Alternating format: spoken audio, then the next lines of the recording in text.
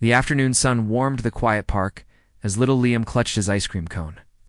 He was just 6, with wide eyes full of wonder, dressed in his favorite red hoodie and muddy sneakers. Watching Liam run toward the swing set, kids laughed in the background. Parents chatted. Felt like a normal day. Peaceful. Predictable. His mother, Claire, walked beside him, exhausted after a long shift at the hospital. She was a single mom, tough, proud, and always in control. She was checking her phone, answering a message from work, but Liam had stopped. His eyes locked on the old man. And then, without a word, he placed his ice cream on the ground, stood up straight, and raised his tiny hand to his forehead. His back was bent, his boots scuffed, and a military cap rested on his silver hair. On his chest, pinned proudly, were a few worn-out medals. He was headed toward the bench near the duck pond, quiet and alone. To her, life was all about planning, staying busy, and keeping Liam safe. They came to the edge of the playground, and Claire sat down on the bench. But then, something caught Liam's attention. Across the park, walking slowly with a cane, was an old man wearing a faded green jacket. Claire didn't notice him at first. A full salute. Claire looked up, confused. "Liam," she called softly, not understanding. But Liam didn't move. Claire stood. Her heart skipped a beat. That's when she followed his gaze and saw the veteran. And in that moment, she froze. Her phone slipped from her hand. She couldn't breathe. Not because of the man's medals, not because of his cane, but because of something else, something she recognized. The way he walked, the tilt of his head, and it hit her like a truck. This wasn't just a veteran. It was someone she hadn't seen in years. Someone who disappeared without goodbye, and Liam had no idea that the man he just saluted might be the grandfather he never knew. Claire's heartbeat raced in her chest. She stared at the man across the park, her eyes wide, her lips parted. Time seemed to slow down. The birds stopped chirping. The breeze stopped blowing. All she could hear was her own heartbeat. The old veteran stood quietly by the duck pond, his cane resting beside him. He looked down at the water like he was remembering something far away, something painful. Claire knew that face, even though it was older, even though it was marked with deep lines and scars. She knew it was her father, Sergeant Michael Turner, dead. Or so she'd been told. How they held a memorial. How Claire never got to say goodbye. He had left on his last deployment after a fight with her over something small, something dumb, and she never got to apologize. Years ago, the Army came to her home with a folded flag. They said he'd gone missing during a mission. Presumed KIA, killed in action. She was only 16. She remembered how her mother collapsed on the floor that day. Claire blinked fast, trying to make sense of it. Why was he here? Why now? The boy didn't understand any of this. He was just showing respect to a soldier. But Claire's stomach twisted. She felt like the ground had opened beneath her. And why didn't he ever come back? "Mama, he's a real soldier, like in the books you read me." She turned to Liam, who was still holding his little hand in a salute. She walked toward her son, placed her hand gently on his shoulder. "Liam," she whispered, trying to keep her voice steady. "Come here, honey." He looked up at her. Claire nodded slowly. "Yes, baby, he is." Like he'd been waiting for this moment for a long time. His hand trembled as he raised it, not in a wave, but in a slow, respectful salute. But then the veteran turned around. Their eyes met. He stopped a few feet away. His voice was hoarse, low, and Claire felt like she couldn't stand. His expression changed. He stared at her for a long second. His face didn't show surprise. It showed pain. To her, Claire felt tears sting her eyes. She wanted to run, to scream, to ask 1,000 questions. Instead, she just stood there, frozen. Liam tugged at her hand. "Mom, do you know him?" Claire swallowed hard. I think so." The veteran began walking toward them, each step slow and uneven. Claire. Hearing him say her name broke something inside her. All the memories came crashing down. The bedtime stories. The army boots by the door. The smell of coffee. His laugh. "I thought you were dead," she whispered. He nodded slowly. "I was, in every way that mattered." Claire stared at him, heart pounding. "Why didn't you come home?" Lips tightened. That's when she noticed the faint scar across his neck and the slight twitch in his left hand. Something terrible had happened to him, and he had a secret, a reason for his silence, a reason for staying away. But what was it? Claire looked down at Liam, who was now looking up at the man with big, curious eyes, and realized something even bigger. This wasn't just her pain anymore. Now her son was part of it too. She wasn't sure if she was ready for the truth. Claire stood motionless, her arms wrapped tightly around Liam. Her father, the man she had mourned for more than a decade, was standing right in front of her. Alive, it felt like a dream.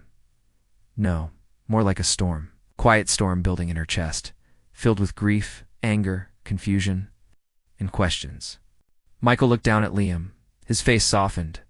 "What's your name, soldier?" he asked, his voice rough but kind.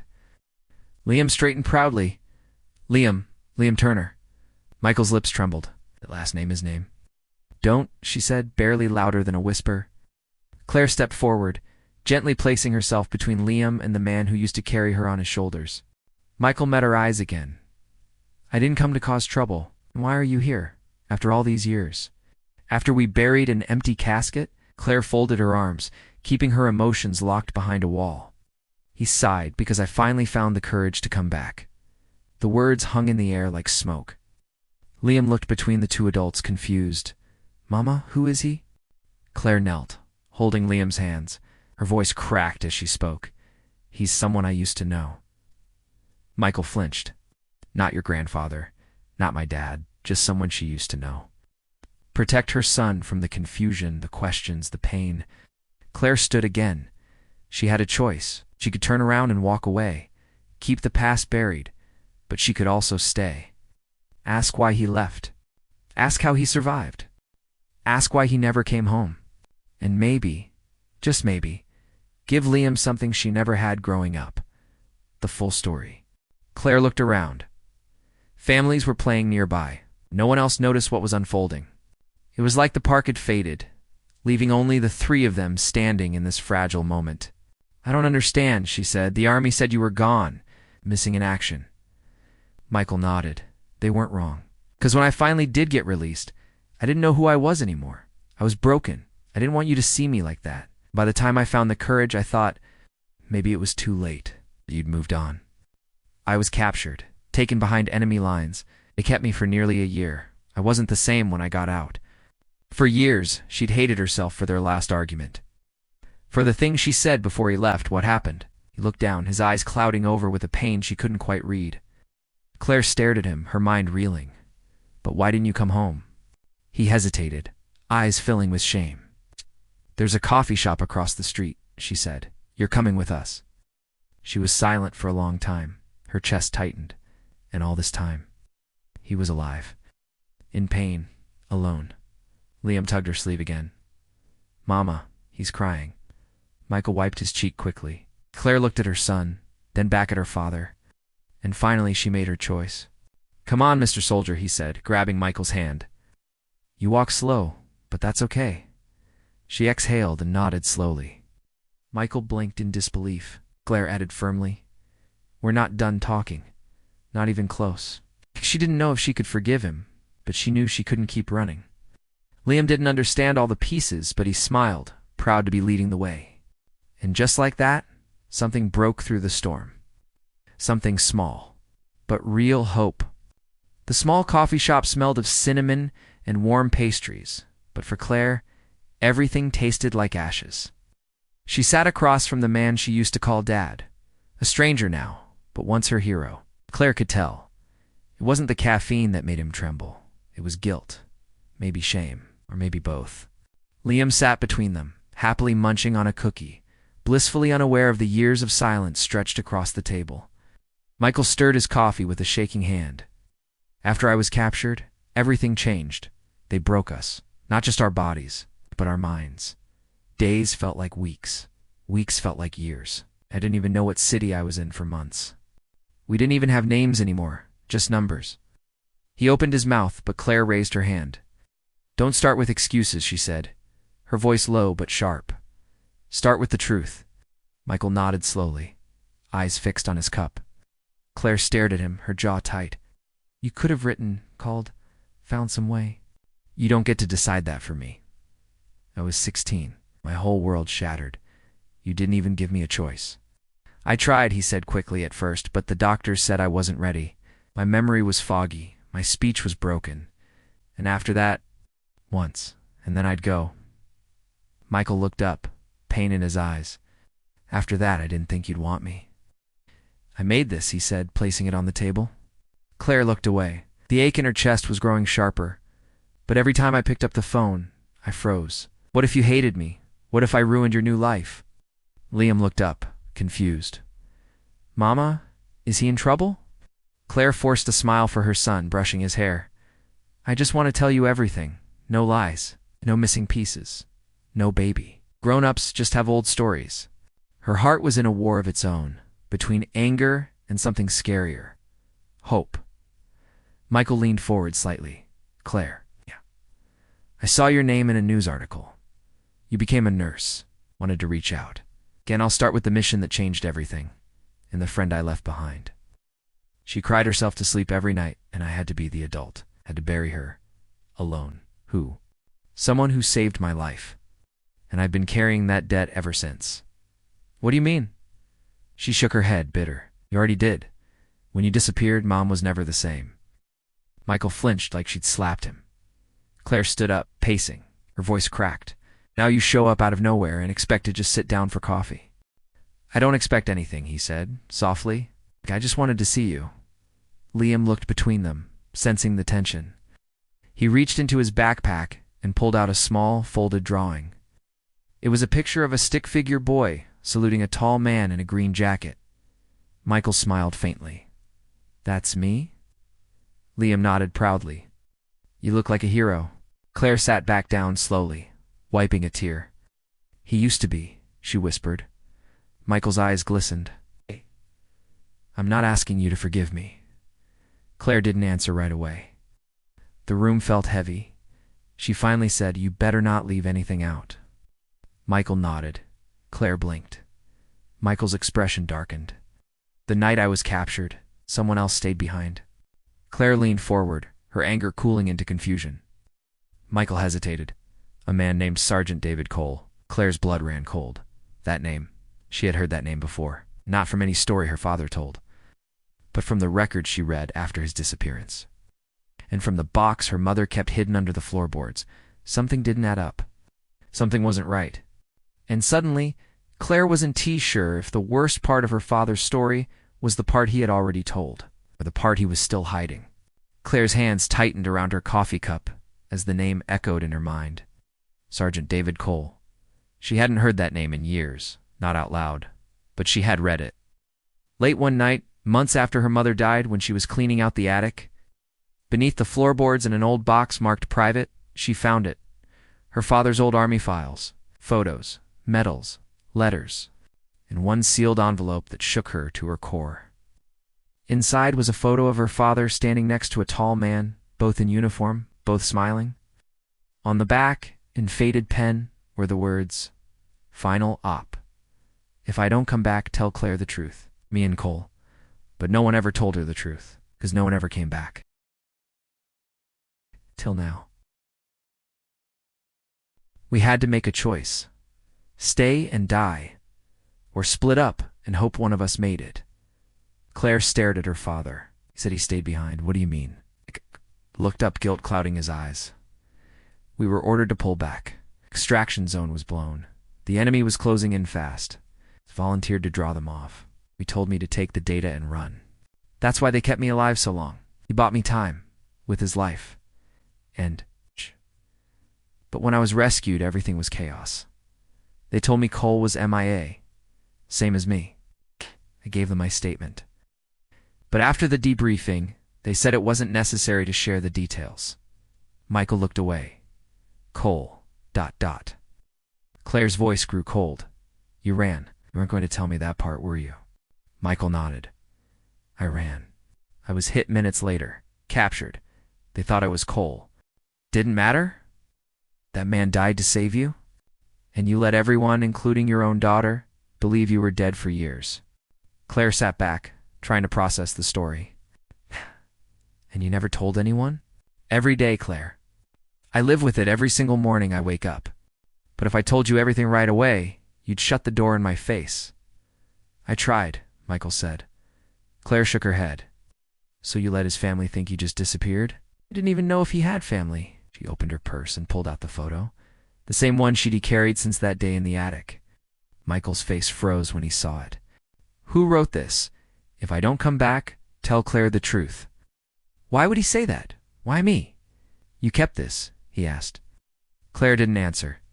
Michael's lips parted, but no sound came out. It was lying beside his ID tag, which means she leaned in, her voice sharp. "I didn't think it mattered anymore." Claire stood up. Michael stood too. "You think I don't carry that guilt?" Claire's hands were shaking now. "Maybe I still should." Liam looked up, startled. "Mommy, are we leaving?" Might have been more than just a fellow soldier. She turned to her son. "Go to the counter, baby. Get another cookie, okay?" They were talking a lot. Quietly, she never told me why. He nodded and hurried away. Claire leaned over the table, her voice low. "I need the truth, all of it, not just the war story." Michael sat down heavily. "There's more." Claire crossed her arms. "Of course there is." He reached into his jacket and pulled out a small velvet pouch. He placed it gently on the table. Claire hesitated, then opened it. Inside was a silver pendant. Her mother's. Her heart nearly stopped. "I found it in the bunker where Cole led the enemy," Michael whispered.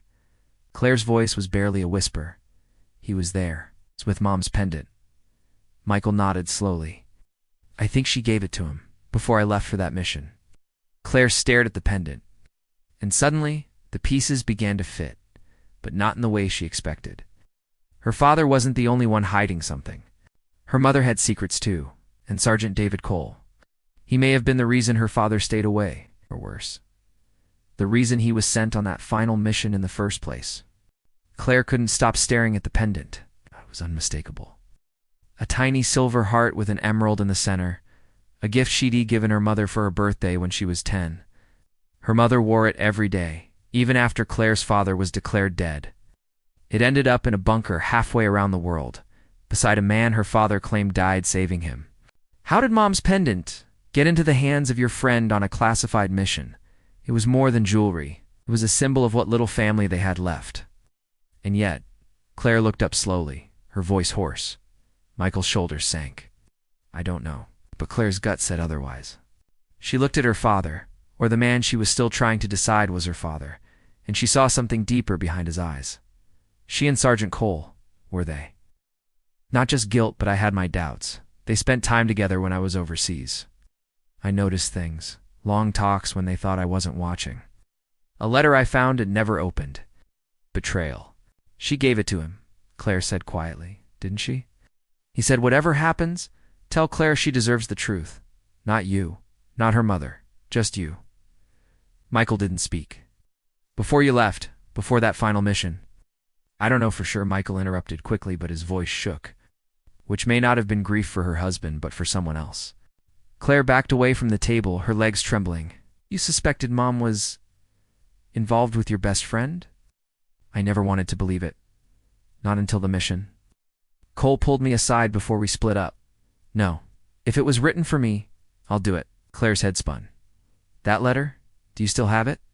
Michael reached into his coat and pulled out an envelope, weathered and stained, sealed with a faded red wax dot, slid it across the table. Claire didn't touch it. "I never opened it," Michael said. "I couldn't. I was afraid of what it might confirm. He went on that mission, even after I begged him not to. Not because of orders, but because he still loved your mother. He still loved you, even when he doubted everything else. And I've loved your fire, your spirit, your questions. I saw the best parts of both of them in you. Your father and I made mistakes. All three of us were caught in a storm none of us asked for."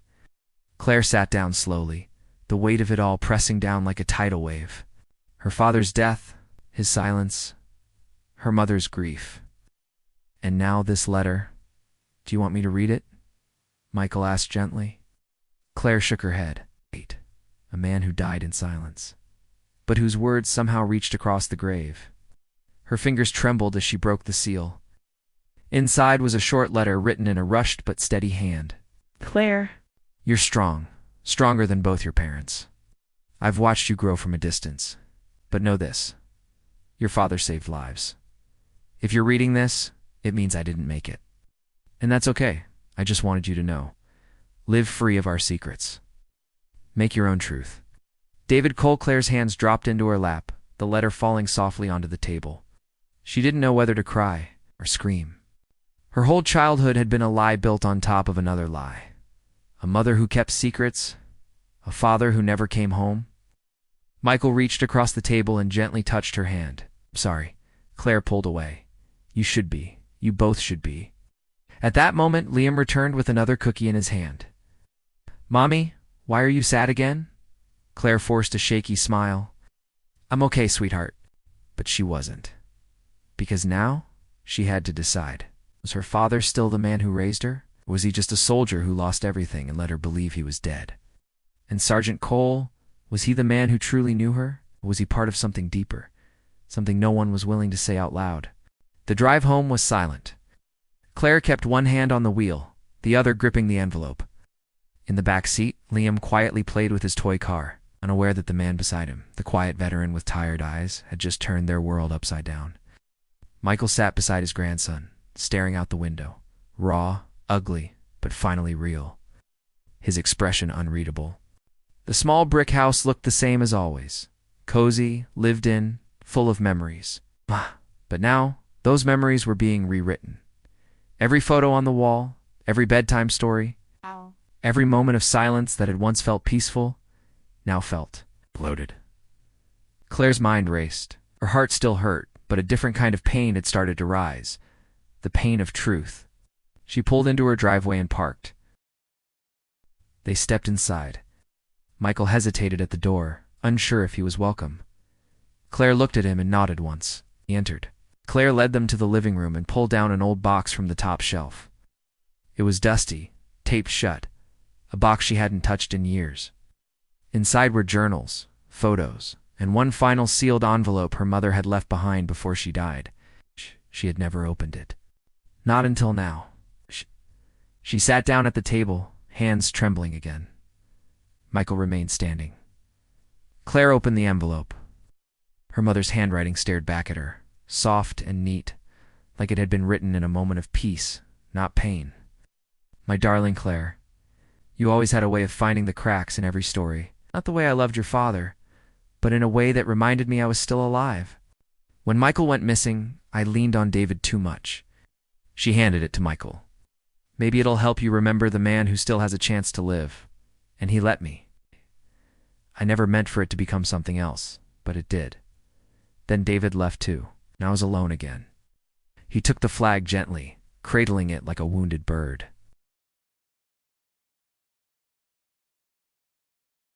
Yes, I loved David. Hey, buddy, she said gently. Do you want to go somewhere special with Grandpa?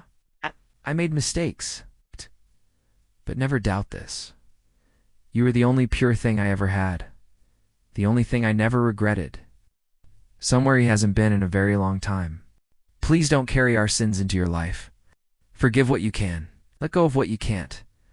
I used to dream about this place when I was in that cell. It was the same spot where Claire's father had taught her to fish, where he told her stories about duty, honor, and quiet courage. Love, Mom. Claire stared at the letter for a long time. Then she tore it in half. Michael looked startled. Why'd you do that? He asked. 'Cause I'm done letting their choices write my story, she said, standing up. She walked to the hallway closet, pulled out a folded American flag in a wooden frame, the one they gave her after declaring her father Kia. You take this. It belonged to the man we thought was dead. Michael's eyes welled with tears. I don't expect you to forgive me, he said. I haven't, Claire said sharply. Then she paused. But I'm not closing the door either. They stood in silence. Then Claire turned to Liam. Liam's eyes lit up. Like where? Claire glanced at Michael. That afternoon, they drove out past the edge of town, to a small hill overlooking the lake. Michael stepped out of the car slowly, his cane sinking slightly into the soft earth. He looked out at the water, blinking against the sun. Claire said nothing. She just stood beside him.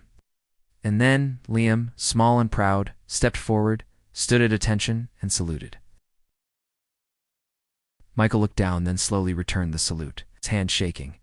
Not from age, but from the weight of a lifetime lost and a second chance earned. Claire didn't cry. She didn't forgive everything. But in that moment, she chose to stop fighting the past, start building a future her son could be proud of. It had been 2 weeks since Claire brought her father home. It's 2 weeks since the letter, the coffee shop, the truth, were the first time in years. There was a quiet rhythm to life again, one that didn't come from hiding the past, but from slowly facing it.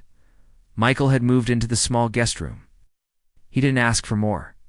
Every morning, he woke up early, made breakfast, and read books with Liam before school. He rarely spoke about the war, but the silence no longer felt heavy. It felt healing. Still, Claire didn't trust easily. And even as her father rebuilt small pieces of their bond, a part of her held back. Then one morning, a letter arrived in the mailbox. Plain envelope, no return address. Claire opened it slowly. Inside was a government notice. Military record review. Sergeant Michael Turner's status revised. Her father had officially been removed from the Kier list. The Army had confirmed his story finally. Claire's hands trembled. She looked at Michael across the kitchen table. They cleared your name, she said. He looked down. Doesn't feel like it matters anymore. Claire was invited to speak as a nurse who worked with injured vets. She almost said no, but Liam begged. But Claire wasn't so sure. Later that week, Liam's school had a Veterans Day assembly. The walls were decorated with flags and construction paper medals. A few veterans sat quietly in the front row, their heads bowed, wearing their years on their sleeves. But then I remembered something my son said, heroes don't always wear capes. Sometimes they wear scars. Please, Mom, you can talk about Grandpa. He's a hero. Claire hesitated, then nodded. But sometimes what you believe isn't the whole story. The auditorium was filled with students and parents. Claire took the stage, cleared her throat, and held the mic tightly. He carried guilt, pain, and secrets. Not because he was weak, but because he was human. I wasn't sure I was the right person to speak today, she began. The crowd listened closely. My father was a soldier. We were told he died in service. For most of my life, I believed that. She paused. Sometimes the ones who return from war leave pieces of themselves behind. Ah! Murmurs moved through the audience. Claire took a breath. But my father came back, broken, silent, and brave in ways I never understood before. In the front row, Michael wiped his cheek. Claire stepped down and motioned for him to stand. Hesitantly, he rose. Applause broke out. Slow at first, then louder. Not the kind given to someone famous, the kind given to someone seen. The principal approached Michael and handed him a small medal. A local Veterans Recognition Award. Nothing flashy, just a symbol of thanks, said you reminded him of fire. Bright, unpredictable, and brave. He died loving this country, and I believe. He died protecting your father. Michael took it gently. His voice cracked. I don't deserve this. Claire stood beside him and placed a hand on his shoulder. Yes, you do. After the assembly, a woman approached Claire. Older, sharp eyes, behind silver glasses. You're Michael Turner's daughter? She asked. Nodded. The woman extended a hand. I'm David Cole's sister. Claire froze. The woman smiled softly. He used to write about you. Claire swallowed hard. Thank you. The woman nodded. You deserved to know. That night, Claire sat with Liam on the porch, watching the sky change colors. He leaned against her. Grandpa said maybe we can go fishing this weekend, like you used to. Claire smiled. I think that's a great idea. Inside the house, Michael stood at the window, watching quietly. He knew he couldn't erase the years he'd lost. But maybe, just maybe, he could make the rest of them count. The lake was quiet that morning, still, calm, wrapped in a soft mist that hung low over the water like a secret. Claire sat on the weathered bench near the edge, watching the ripples move with the breeze. Beside her, Liam stood holding a small fishing rod, boots muddy, face focused. Just a few feet away, Michael knelt beside him, guiding his hands gently. Easy, Michael said softly.